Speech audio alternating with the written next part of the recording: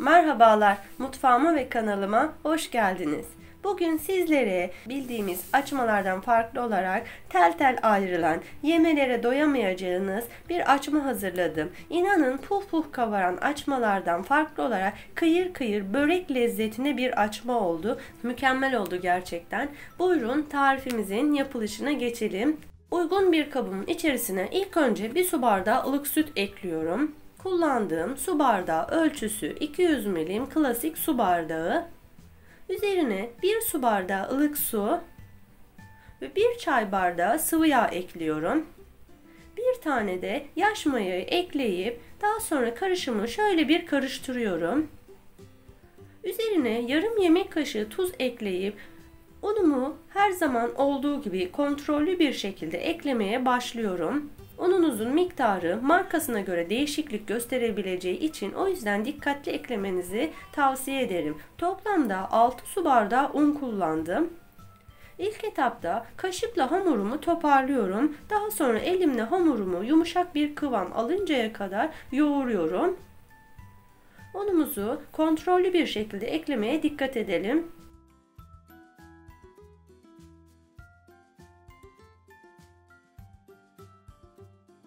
Hamurumuzu hazırladım. Kıvamı bu şekilde ele yapışmayan yumuşak bir hamur olacak. Daha sonra hamurumuzun üzerini streçle örtüyorum ve 1 saat mayalanmaya bırakıyorum.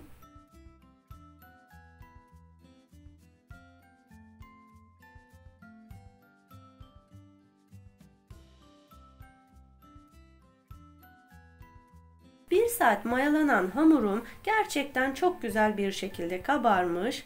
Daha sonra hamurumuzu toparlayalım. Maya kokusu çıksın. Un serpip hamurumu toparlıyorum ve bezelere ayırıyorum.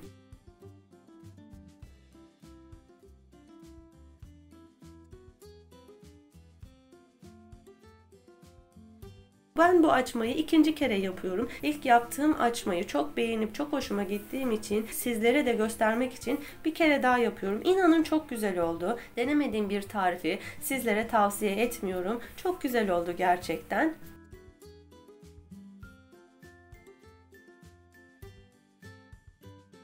Ayırmış olduğum bezelerimi bir tepsime un serpip üzerine alıyorum ve üzeri kurumasın diye örtüyorum.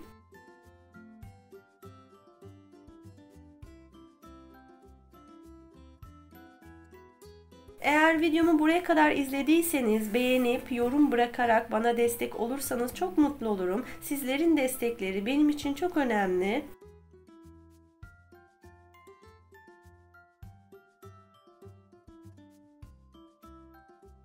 Daha sonra bir bezemi alıp açmaya başlıyorum.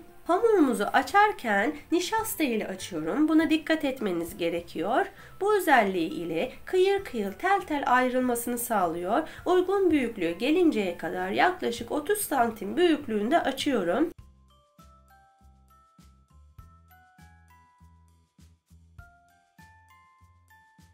İlk bezemi 30 santim büyüklüğünde açtım mı onu bir kenara alıyorum. Daha sonra diğer bezemi de aynı şekilde nişasta ile açıyorum.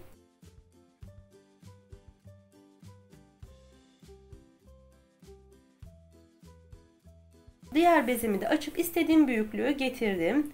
Daha sonra açmış olduğum hamurun üzerine erittiğim 100 gram tereyağı ve içerisine 1 çay bardağı sıvı yağ ekleyip karıştırdığım yağdan sürüyorum. Daha sonra ilk açtığım hamurumu da üzerine alıyorum ve tekrar onun üzerine de yağımdan döküp her yerine sürüyorum.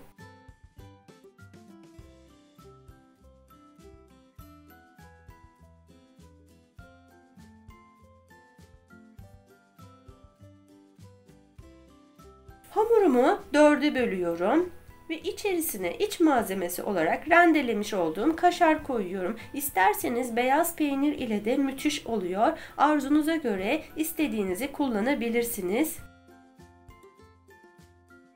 Daha sonra bildiğimiz gül böreği şeklini veriyorum ve uç kısmını altına koyup hepsini bu şekilde hazırlıyorum. Ve daha sonra tepsime yerleştiriyorum. İnanın çok güzel oldu. Kesinlikle denemenizi tavsiye ederim. Börek lezzetinde bir açma hazırladım.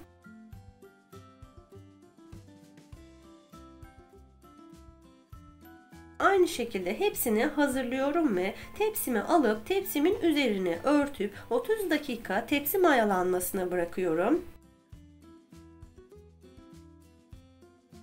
Tepside mayalanan açmalarımız çok güzel kabardılar. Müthiş oldular gördüğünüz gibi. Üzerine bir tane yumurta sarısına 1 yemek kaşığı sıvı yağ ekleyip açmalarımın üzerine bastırmadan sürüyorum. Mayasını söndürmemeye dikkat edelim.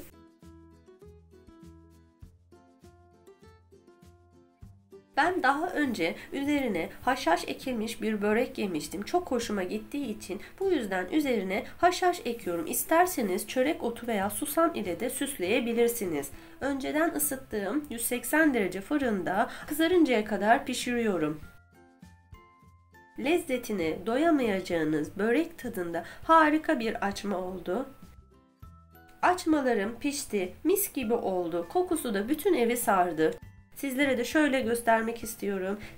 Tel tel ayrılıp müthiş börek tadında oldu. İster açma deyin, ister börek deyin. Harika oldu gerçekten. Daha önce nişasta ile açma yapmadıysanız kesinlikle tavsiye ederim. Videomu izlediğiniz için çok teşekkür ederim.